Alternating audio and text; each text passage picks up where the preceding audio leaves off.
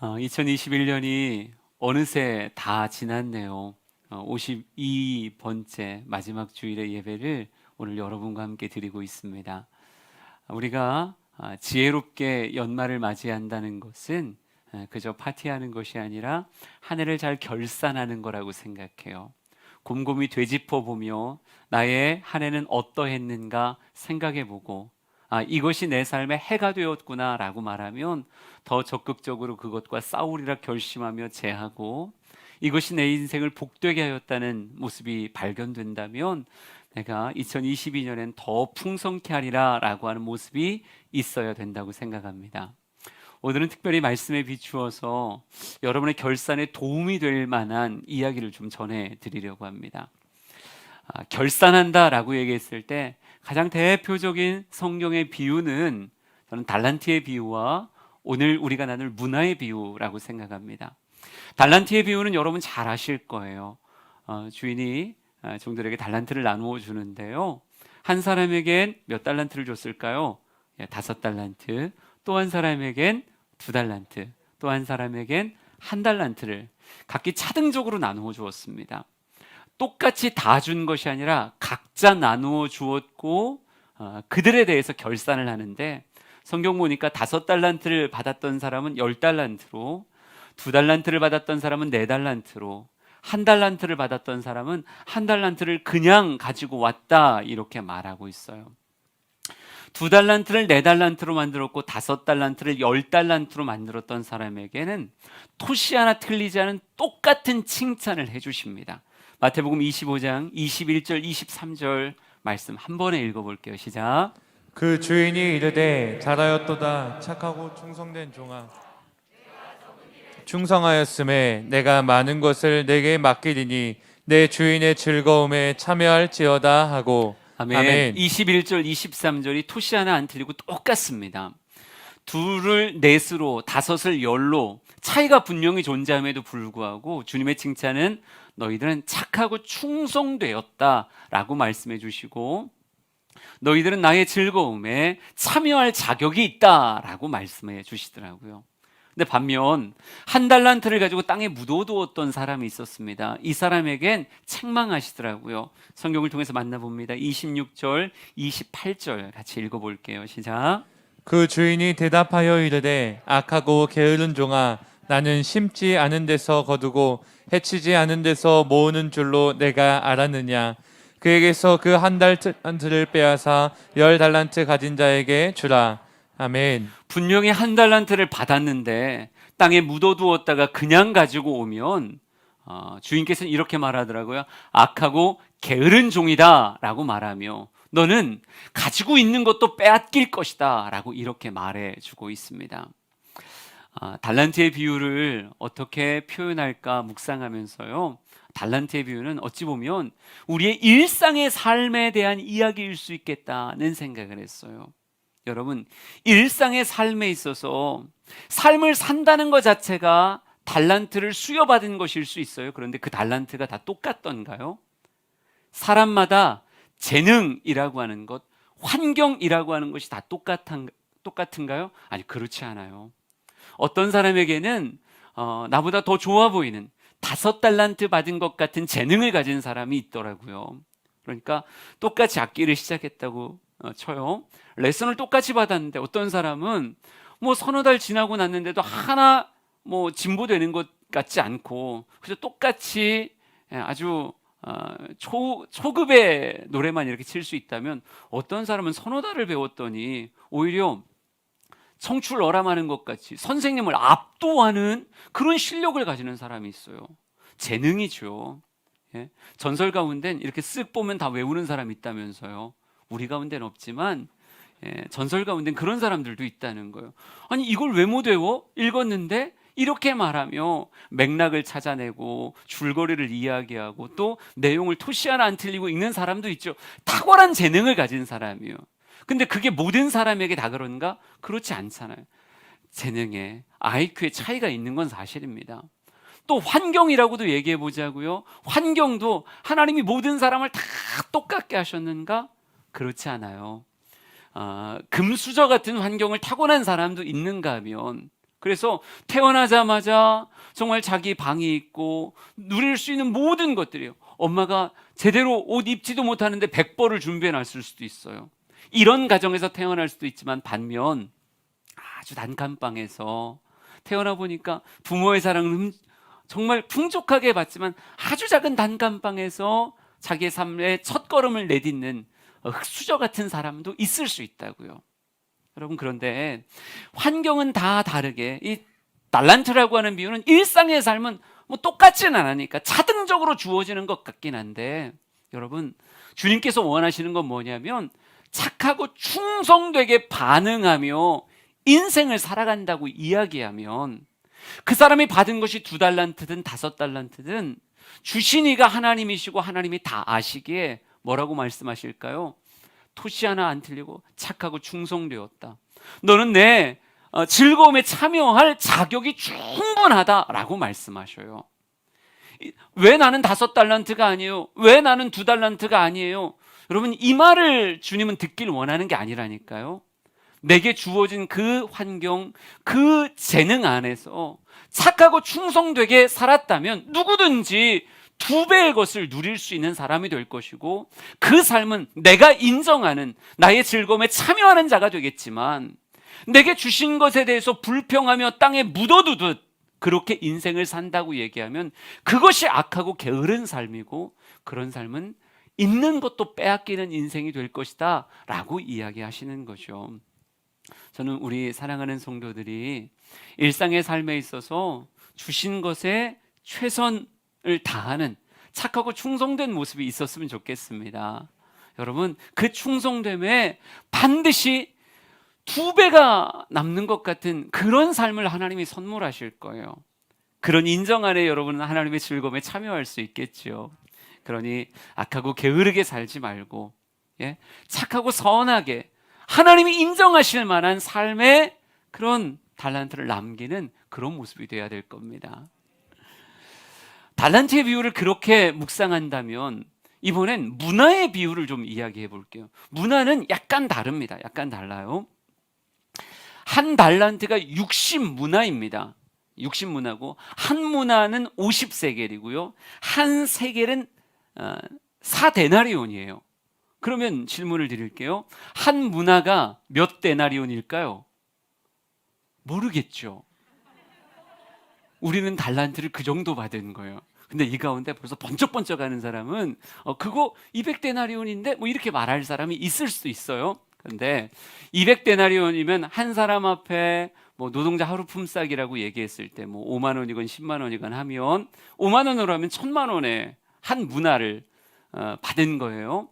근데 이 받았을 때 성경 말씀 보면 특징이 뭐냐면 종 10명에게 문화를 주는데 차등적으로 주는 게 아니에요. 똑같이 줍니다. 우리 성경을 보고 한번 확인해 볼게요. 19장 12절 13절의 말씀입니다. 같이 읽어보죠. 시작. 이르시되 어떤 귀인이 왕위를 받아 가지고 오려고 먼 나라로 갈 때에 그 종 10을 불러 은화 10문화를 주며 이르되 내가 돌아올 때까지 장사하라 하니라. 아멘. 귀인이 왕위를 받아가지고 오려고 먼 나라로 갈 때에 종 10을 불러 은화 10문화를 주었다 이렇게 써 있어요. 그러니까 한 사람 한 사람에게 10문화를 준 것이 아니라 한 사람에게 한 문화씩 10명에게 나누어 주었다라고 하는 표현입니다. 똑같이 받았어요. 더 받은 사람도 없고 덜 받은 사람도 없고 모든 종들은 다 똑같이 한 문화를 받았습니다.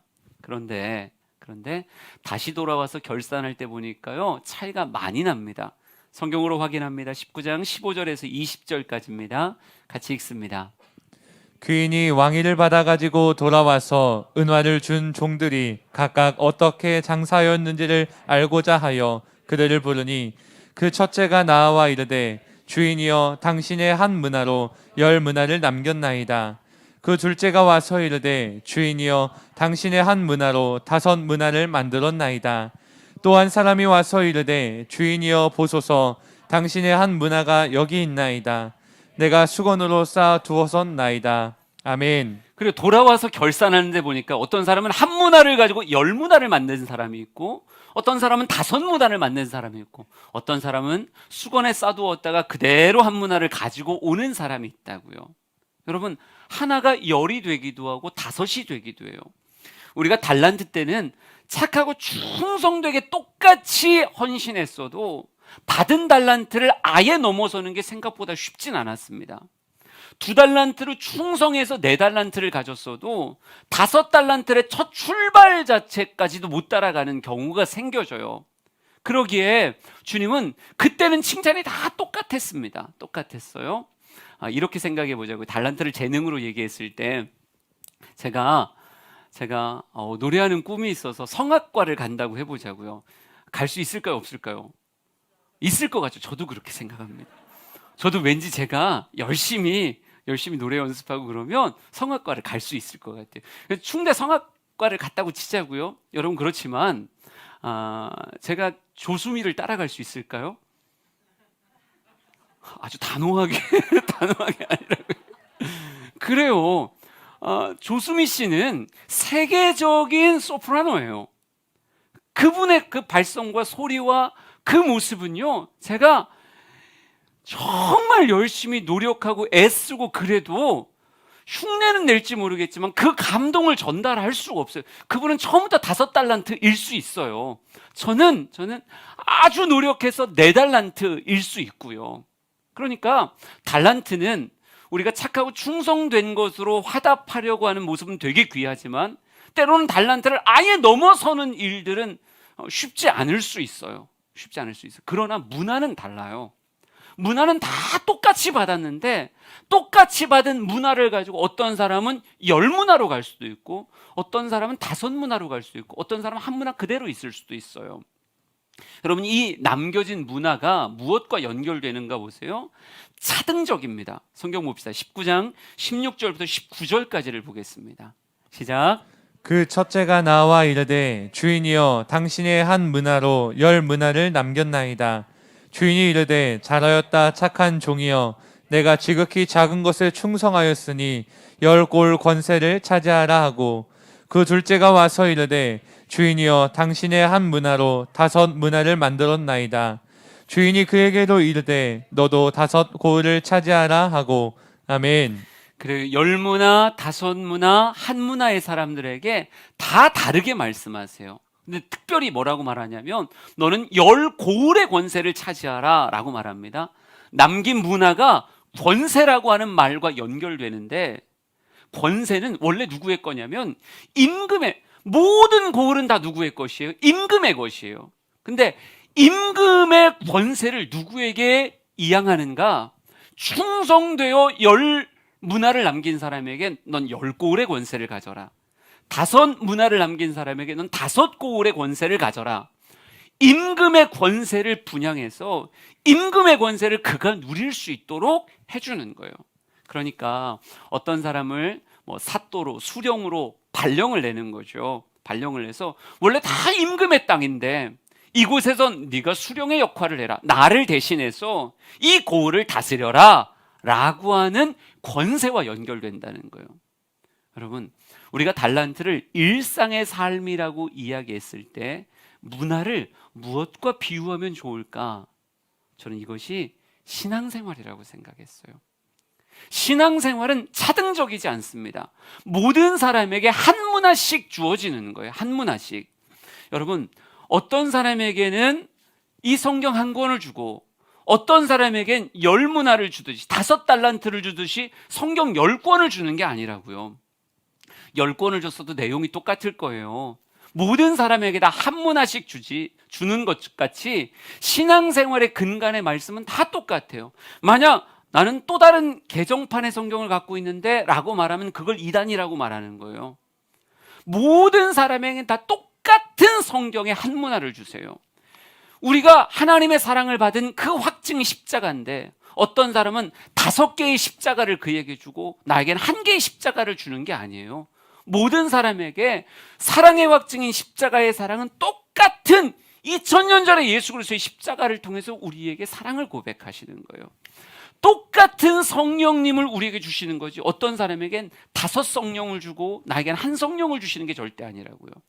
신앙생활에 있어서는 다 목사건, 장로건, 권사건, 집사건, 성도건 지금 막 처음 세례받고 신앙생활을 시작한 사람이건 다 똑같은 문화를 받는 거예요. 그런데 이 받은 문화로 다 똑같이 신앙생활을 해나가는가? 그렇지 않아요. 어떤 사람은 한 문화로 시작했지만 10거울의 권세를 누리는 것 같은 10문화의 풍성함으로 신앙생활을 하는 사람이 있어요. 똑같은 말씀기도 찬양인데, 예배인데, 주영교에서 신앙생활을 똑같이 하고 있는데, 어떤 사람은 10문화의 풍성함으로 신앙생활을 하는 사람이 있는가 하면, 어떤 사람은 5문화의 신앙생활을 누리는 사람이 있고, 어떤 사람은 그마저도 수건에 쌓아두고 제대로 누리지 못하는 신앙생활을 하는 사람이 있어요. 여러분, 한 분 하나님을 섬기며 같은 교회에서 신앙생활을 해도 어떤 사람은 10문화의 신앙생활을 하는 사람이 있는가 하면, 어떤 사람은 한 문화의 신앙생활도 누리지 못하는 사람이 있어요. 똑같던가요? 아니에요. 여러분, 결혼식으로 비유를 해볼까요? 제가 주례를 많이 해봤는데, 어떤 사람이 결혼한다고 해서 신랑 입장 그랬더니 한 명이 들어오고, 신부 입장 그랬더니 10명의 신부를 데리고 들어오는 거 보셨어요? 저는 한 번도 못 봤어요. 다 한 신랑 한 신부가 같이 모여와서 결혼을 하는 거예요. 예, 2명, 3명의 신부와 결혼 생활을 하는 게 아니라고요. 근데 똑같이, 예, 제가 신랑의 사명을 감당하겠습니다, 남편으로서의 임무를 감당하고 그 권세를 누리겠습니다, 이렇게 출발하지만, 그럼 결혼 생활이 다 똑같은가요? 아니에요. 어떤 결혼 생활은 10문화의 풍성함에 정말 깨를 볶는지, 깨가 쏟아지는 건지, 깨가 타버린 건지, 하여간 고소함의 냄새가 집안에 막 있는, 목사님 10년을 살았더니 이 남자 너무 찢어졌어요. 20년을 살았는데 우리 가정 너무 좋아요. 30년 같이 내 인생의 가장 동반자는 누가 뭐라 그래도 이 아내고 이 남편이에요, 이렇게 말하는, 시간이 지날수록 한 문화로 출발했는데 10문화를 누리는 것 같은 가정생활을 하는 사람이 있고, 어떤 사람은 같이 출발했는데, 똑같이 결혼하고 출발했는데 5년 만에 마음이 냉담해져서 어느 순간 남편과 각방을 쓰기 시작하고 밥을 같이 먹지 않고 대화하지 않는, 그저 그곳에 머물다 가는 정도의 손님 같은 가정생활을 하는, 심지어 이런 얘기도 들어봤어요. 우리 남편이 왼수예요. 그냥. 못 들어봤어요? 아니, 그런 가정이 있더라니까요. 우리는 상상도 못 해봤는데 남편이 왼수고 여자 부인이 주적이라는 거, 인생의 주적. 예? 하여간 그럴 수도 있겠더라고요. 그리고 심지어 어떤 가정은 예, 그 가정이 파해진, 도저히 내가 당신과는 맞지 않습니다, 못 살겠습니다라고 말하는 그런 가정까지도 있다는 거죠. 똑같은 서약을 하고 결혼을 해도 같은 결혼 생활을 누리는 게 아니에요. 신앙생활도 똑같더라고요.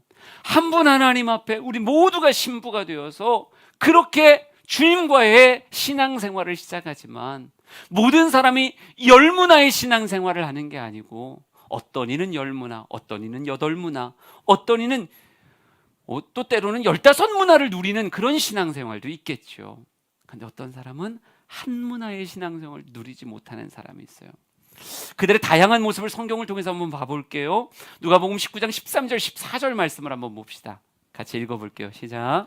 그 종 열을 불러 은화 10문화를 주며 이르되 내가 돌아올 때까지 장사하라 하니라. 그런데 그 백성이 그를 미워하여 사자를 뒤로 보내어 이르되 우리는 이 사람이 우리의 왕됨을 원하지 아니하나이다 하였더라. 아멘. 성경에 재밌는 표현이 등장하더라고요. 임금이 종에게 한 문화씩을 나눠주고 너희들은 장사해라, 그리고 떠났는데, 당연히 한 문화씩을 받아들고 설레는 마음이 있을 법한데, 전 궁금했어요. 왜 한 사람은 수건에 싸두었을까? 왜 보이지도 않게 감추었을까? 여러분, 그런데 임금은 종들에게 주었지 백성들에게 준 건 아니에요. 근데 백성들 가운데 이런 부류들이 있더라고요. 우리는 이 사람이 우리의 왕됨을 원하지 않는다라고 말하며 사자를 뒤로 보내서 종들에게 말을 전하는 사람이 있어요. 뭐라고 얘기하는 거예요? 그렇게 할 필요 없어. 그 문화를 가지고 장사할 필요가 없어. 우리는 저 사람을 왕으로 인정하지 않아 라고 말하는 말을 쓱 전해서 문화를 가지고 활용하는 삶을 방해하는 그런 말을 전하는 자들이 있더라고요. 우리 이렇게 생각을 해볼까요? 지금 시대에 비추어서 생각한다 그러면 우리가 예배를 드리세요 마세요 이런 얘기를 이전까지 한 번도 들어본 적이 없었는데, 이 코로나 시국 가운데 주님의 왕 되심을 인정하지 않는 세상 사람들 우리에게 자꾸 말하기 시작해요. 뭐라고 말하는 거예요? 우리는 저 사람의 왕됨을 인정하지 않는다. 저 사람이 당신에게 무슨 얘기를 했어도 난 그렇게 하는 걸 원하지 않아. 이런 얘기를 사자들을 보내며 미디어를 통해서 우리에게 계속 강요하듯 주어지고 있는 거예요. 그러니까 그런 얘기를 자꾸 듣다 보니 임금은 장사하라, 더 풍성케 하라 라고 말하는 것들에 대해서 어느 순간 이걸 꺼내는 게 부끄러운 거죠. 닫아두기 시작하는 거고 수건으로 덮어두기 시작했다고요. 여러분, 우리가 예배를 드린다. 우리 그리스도인들로서 이건 영광이고 환희예요.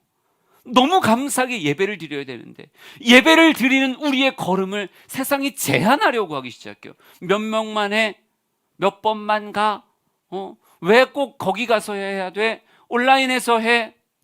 충분히 교회를 갈 수 있는 건강함이 있고 시간의 여유가 있고 그런 모습을 가지고 있다면 당연히 교회를 찾아와서 예배를 드려야 되는데, 하도 방송에서 얘기하니까 교회 가면 코로나 걸리는 거야. 여러분 교회 가면 코로나 걸려요? 난 이해할 수가 없는 게, 여러분 KF94 마스크 쓰고 계셔요.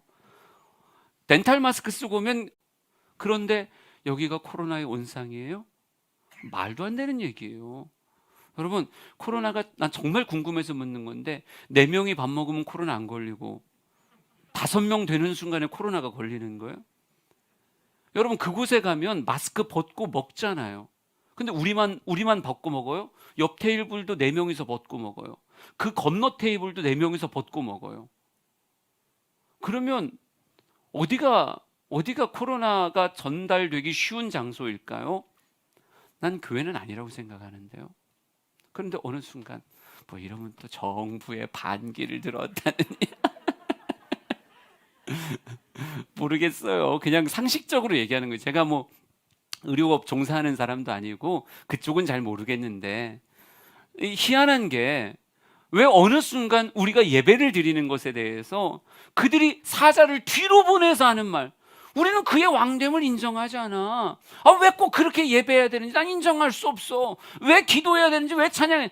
지금 그냥 가만히 집에 있어야지. 이렇게 말하는 것에 대해서 인정하기 어려운데, 그런데 우리가 많이 위축된 건 사실이잖아요. 많이 위축돼서 교회 안에서도 저 성만찬 여러분과 다 같이 모여서 예식답게 하고 싶어요. 그런데 그렇게 못하고 혹여나 우리가 마스크를 벗고 어떤 행동을 했을 때 이것이 감염의 통로가 될 확률이 얼마만큼이라도 있을까 봐 지금 조심하고 있는 거잖아요. 그런데 우리의 신앙생활이 그래서 한 무다를 땅에 묻는 것 같이, 수건에 감싸서 숨겨놓는 것 같이, 나 그럼 찬양 안 해, 나 기도 안 해, 나 교회 안 갈래, 이렇게 말하는 게 과연 열문화의 신앙생활일까? 그렇지 않다고 생각하는 거예요. 또 이런 마음도 있더라고요. 누가복음 19장 20절에서 22절까지 한번 읽어보실까요? 시작. 또 한 사람이 와서 이르되 주인이여 보소서, 당신의 한 문화가 여기 있나이다. 내가 수건으로 쌓아 두었었나이다. 이는 당신이 엄한 사람인 것을 내가 무서워함이라. 당신은 두지 않은 것을 취하고 심지 않은 것을 거두나이다. 주인이 이르되 악한 종아, 내가 내 말로 너를 심판하노니 너는 내가 두지 않은 것을 취하고 심지 않은 것을 거두는 엄한 사람인 줄로 알았느냐. 아멘. 두려워하는 사람이 있더라고요. 어떤 사람은 신앙생활할 때 아예 덮어두는 사람도 있지만 어떤 사람은 두 문화, 세 문화로 남긴 사람도 있겠죠. 성경이 다 이야기한 건 아니니까. 그러니까 왜 그렇게 했을까라고 얘기했을 때 주인에 대한 두려움으로 신앙생활하는 사람도 있겠더라고요. 근데 두려움을 가지고 어떤 행동을 한다고 얘기하면 여러분 되게 위축되지 않았을까요? 하나님의 모습이 성경에 무섭게 묘사되는 장면이 없는 건 아닙니다. 왜? 하나님의 성품 중에 공의라는 것이 있기 때문에 노예 홍수 사건도 있고 소돔과 고모라의 사건도 성경에 있고 아간이 처벌받는 장면도 있고요. 아나니와 삽비라 이야기 뭐 이런 얘기들은 알렉산더 후메네오 이야기 뭐 성경에 많죠. 하지만 이것이 하나님의 대표의 이미지입니까? 아니요. 주님의 사랑을 이야기하는 게 압도적으로 더 많아요. 저는 공의의 하나님을 사랑의 큰 하나님이 감싸고 있는 것 같이 느껴지더라고요. 그런데 신앙생활을 내가 그냥 교회 안 가면 하나님이 내 인생 망하게 할 것처럼 두려움 가운데 교회를 온다. 오긴 와요. 그런데 눈 안에 기쁨이 없는 거예요. 눈 안에 벌벌 떠는 두려움. 지금 당장 내가 오늘 교회 안 가면 왠지 내 인생에 나쁜 일이 생길 것 같고 하나님이 저주하실 것 같고 괜히 빙판도 아닌데 넘어져서 코가 깨지든 뒤통수가 깨지든 막 이런 생각하고 야 이러다가 내가 지옥 가면 어떡하나 이런 마음 가지고 여러분 어떤 아내가 아침을 늘 차려요. 그럼 좋은 거예요 안 좋은 거예요? 좋은 거죠. 좋은 거 아침을 늘 차려. 그런데 무서워서 차려. 이거 안 차렸다간 그냥 남편이 그냥 방망이를 들고 어떻게 할까봐 너무너무 무서워서 아침을 국도 끓이고 밥도 해가지고 딱 차려줘요. 여러분 그게 온전한 가정생활이에요? 아니잖아요. 신앙생활을 두려움 가운데 한다. 그래서 교회 왔는데도 코로나 걸릴까봐 무서워. 오긴 와도 절대 찬양 안 해요. 절대 모임에 그냥 온라인 모임으로 해도 혹시 랜선 타고 바이러스가 들어올까봐 나는 절대 줌으로는 접속하지 않으리라 막 이런 마음을 가지고 있다고 생각해 보자고요. 그게 얼마나 웃기는 동력이에요. 그러면서도 그렇게 예배 안 드리면 하나님이 막 불호령을 내리시고 벼락이 와서 맞을 것 같고 내 인생이 망할 것 같은 이런 모습이라고 한다면 그래서 간신히 문화를 꺼내긴 하고 한 문화를 남기긴 했다면 여러분 신앙생활의 외형이 괜찮아 보일지도 모르겠지만 그런 신앙생활이라고 한다면 주님이 그의 마음을 아시는데 이것도 아니야 이렇게 말씀하실 것 같아요. 진짜 우리가 열문화의 신앙생활이라는 게 어떤 모습일까? 이렇게 묘사해 볼까? 요한복음 21장으로 가봅시다. 17절 18절 말씀을 읽어볼 거예요. 시작. 세 번째 이르시되 요한의 아들 시몬아 내가 나를 사랑하느냐 하시니 주께서 세 번째 내가 나를 사랑하느냐 하심으로 베드로가 근심하여 이르되 주님 모든 것을 아시오매 내가 주님을 사랑하는 줄을 주님께서 아시나이다. 예수께서 이르시되 내 양을 먹이라. 내가 진실로 내게 이르노니 내가 젊어서는 스스로 띠뛰고 원하는 곳으로 다녔거니와 늙어서는 내 팔을 벌리리니 남이 내게 띠띠우고 원하지 아니하는 곳으로 데려가리라. 아멘. 베드로에게 예수님이 사도행전으로 초청하시면서 세 번을 묻습니다. 뭘 물었을까요? 내가 나를 사랑하느냐? 내가 나를 사랑하느냐? 내가 나를 사랑하느냐? 베드로 안에 있는 근심은요, 여러분 이게 두려움의 근심이 아니에요. 내 마음을 도대체 어떻게 표현해야 될지, 내가 정말 주님을 사랑하는지 주님이 아시지 않습니까? 그래서 내 사랑을 어떻게 표현할까라고 하는 것 안에서의 근심이라고 하는 표현인 거지, 무서워서 내가 주님을 사랑합니다 이렇게 말한 건 절대 아니라는 거죠. 여러분 사랑이라고 하는 것 안에서 하는 신앙생활, 이 열문화의 신앙생활이 아닐까요? 난 그렇게 생각하는데요. 사랑이 그 안에 담겨서 찬양하고, 사랑이 그 안에 담겨서 기도하고, 사랑이 그 안에 담겨서 말씀 앞에 서 있다면 여러분 그 신앙생활이 열문화의 신앙생활 같은 풍성함이 아닐까요? 여기 이렇게 써 있어요. 내가 젊어서는 스스로 띠뛰고 원하는 곳으로 다녔었다. 여러분 사랑을 진짜 깨닫기 전엔 우리 신앙생활 어떻게 했습니까? 나 하고 싶은 대로 했죠. 더군다나 신앙생활 안 했을 때는 그냥 내 맘대로 인생 살았던 거예요. 그런데 우리가 무엇을 만난 거예요? 한 문화 안에 담겨진 기가 막힌 복음을 만났고, 한 문화 안에 담긴 나를 진짜 사랑하는 예수의 사랑을 만난 거예요. 그리고 났더니 나도 주님 사랑합니다. 여러분, 늙어서는 이라고 하는 표현을 약간 바꾸자고요. 성숙되어서는. 진짜 말씀이 깨달아지고 느껴지고 알게 되고 주님이 나의 사랑이구나라는 걸 알고 난 다음엔 여러분, 사랑하는 자는요 그에게 묶여서 사는 거예요. 원래 그런 거예요. 사랑하면 그에게 묶이는 거예요. 이걸 도대체 어떻게 표현해야 되는 거예요? 여러분 자녀 여러분 사랑하죠. 그래서 그 영혼의 원함이 나의 원함이 돼서 그의 원함에 묶여 사는 거 아니에요? 일평생을 우리는 그렇게 살아왔잖아요. 내 아이에게 음식 먹이는 게 너무 행복해서 내 입에 음식 안 들어와도 야, 네 입에 들어가는 게 내게 행복이다 그러면서, 옛날엔 나 혼자 막 집어먹었겠지만 내 배 부르는 게 중요했겠지만 지금은 그의 배가 부르는 게 너무너무 중요하잖아요. 그렇게 살아간 모습이 사도행전 아닐까요? 전 우리의 2021년의 신앙생활이 사랑으로 이끌어가는 열문화의 신앙생활이었으면 좋겠다고 생각해요. 네. 이 열문화가 어디로 가는지 한번 봅시다. 누가복음 19장 15절에서 17절 다시 한번 읽어보죠. 시작. 그인이 왕위를 받아가지고 돌아와서 은혜를 준 종들이 각각 어떻게 장사였는지를 알고자 하여 그들을 부르니 그 첫째가 나와 이르되 주인이여 당신은 한 문화로 열 문화를 남겼나이다. 주인이 이르되 잘하였다 착한 종이여 내가 지극히 작은 것에 충성하였으니 열 고을 권세를 차지하라 하고. 아멘. 그래요. 열무단을 남겼어요. 주인을 사랑하기에. 장사하라. 분명 몇 배가 남는 일들이 있을 것이다. 그래서 한 문화의 신앙생활을 시작해서 어느 순간 열 문화의 신앙생활을 누리고 있는 거예요. 그랬더니 주인이 크게 기뻐하며 뭐라고 얘기했다고요? 넌 열 고을의 권세를 차지하라 이렇게 말하더라고요. 여러분, 임금이 주는 힘 안에서 전혀 다른 인생을 살게 되는 거예요. 종인데 권세자로 살아가는 거예요. 창세기 41장을 통해서 마지막으로 보여드릴게요. 마지막 본문입니다. 41절에서 43절을 읽어볼게요. 시작. 바로가 또 요셉에게 이르되 내가 너를 애굽 온 땅의 총리가 되게 하노라 하고 자기의 인장 반지를 빼어 요셉의 손에 끼우고 그에게 세마포 옷을 입히고 금 사슬을 목에 걸고 자기에게 있는 버금 수레에 그를 태우매 무리가 그의 앞에서 소리 지르기를 엎드리라 하더라. 바로가 그에게 애굽 전국을 총리로 다스리게 하였더라. 아멘. 요셉이라고 하는 사람에게 마음을 뺏긴 바로는요 이렇게 말합니다. 내가 너보다 높은 건 앉아있는 자리밖에 없다.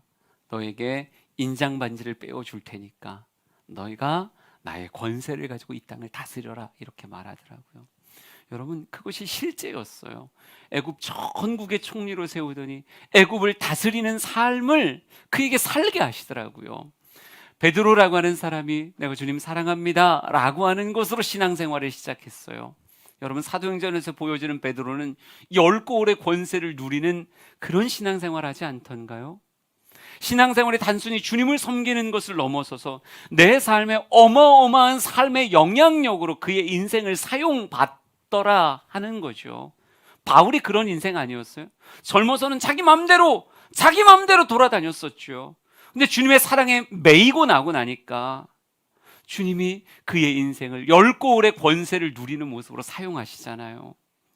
우리 사랑하는 모든 성도들이 2021년 나 어떻게 신앙생활했지? 때로는 세상의 말 앞에 가슴이 덜컥 무너져서 세상의 말 앞에 수건으로 감추듯 신앙생활했을 수도 있어요. 또 어떨 때는 하나님에 대한 건강치 않은 두려움으로 인해서 신앙생활을 하지만 생기 없는 신앙생활을 했을 수도 있어요. 그런데 오늘 다시 한번 이거 아니지. 신앙생활은 원래 사랑으로 하는 건데 한 문화가 열 문화가 되는 것 같은 풍성함으로 하는 건데 신앙생활이 여러분의 인생에 열문화가 되길 원하고요. 그 열문화가 여러분의 일상의 삶을 열 고을의 권세로 채우는 역사가 있기를 간절히 소망합니다. 2022년을 바라보게 됐죠. 이제 21년은 끝났어요. 22년. 생각해 보니까 이자가 되게 많더라고요. 웬만하면 제 생애에서 2222년을 살고 싶은데 그건 안 될 것 같아서 이자 제일 많을 때는 지금인 것 같아요. 2022년 2배로 남기라는 뜻이라고 생각합니다. 올해보다 딱 2배로 신앙생활 합시다. 더 즐겁게 주님 사랑하고요, 더 즐겁게 우리 주양의 모든 예배들을 누리고 모든 모임들을 누리며 행복하게 신앙생활하는 모두가 되길 진심으로 축복합니다. 예수 우리 왕이여라고 하는 찬양 고백하며 주님 앞에 나아갑니다.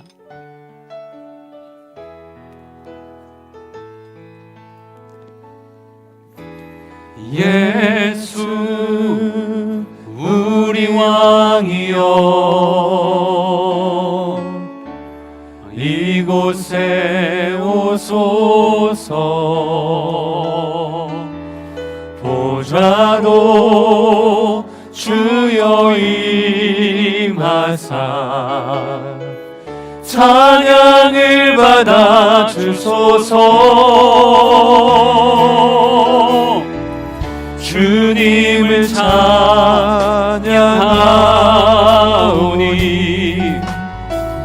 주님을 경배하오니 왕이신 예수여 오셔서 좌정하사 다스리소서.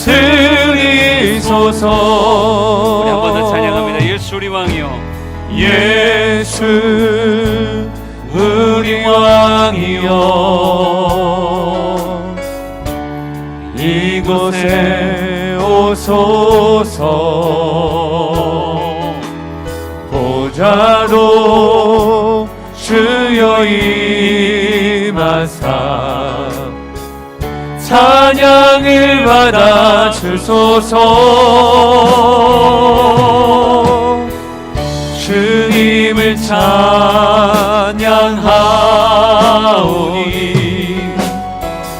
주님을 경배하오니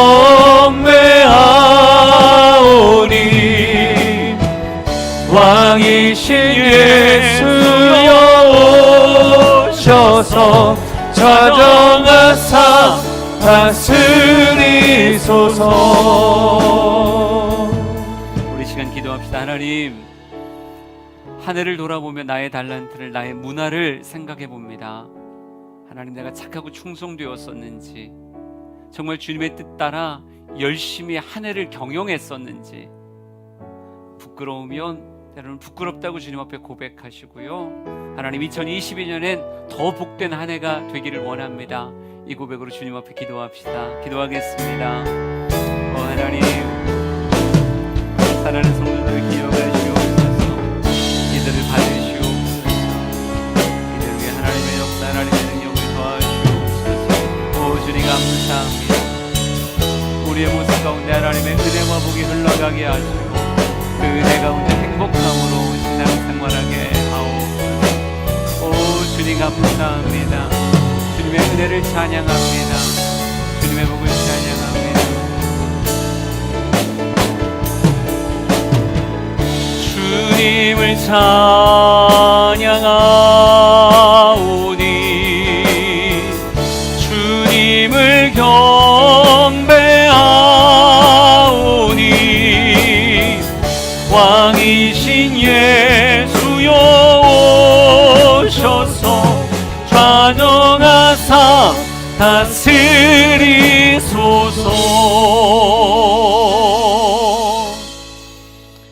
하나님, 우리 사랑하는 모든 성도의 삶을 주님께 의탁합니다. 바른 일상의 모습, 또 바른 신앙생활의 모습을 가지기를 원합니다. 우리에게 주어졌던 생명과 같은 시간이 나를 더 성숙시키고 더 풍성한 권세로 이끌길 원하오니 주인의 즐거움에 참여하는 자요, 열골의 권세를 누리는 자가 되게 하옵소서. 이제는 예수 그리스도의 은혜와 하나님 아버지의 크신 사랑하심과 성령님의 감화 감동하심이 주 앞에 마음 들여 예배하는 모든 예배자들 머리 위에 영원토록 함께 하시길 간절히 축원하옵나이다. 아멘.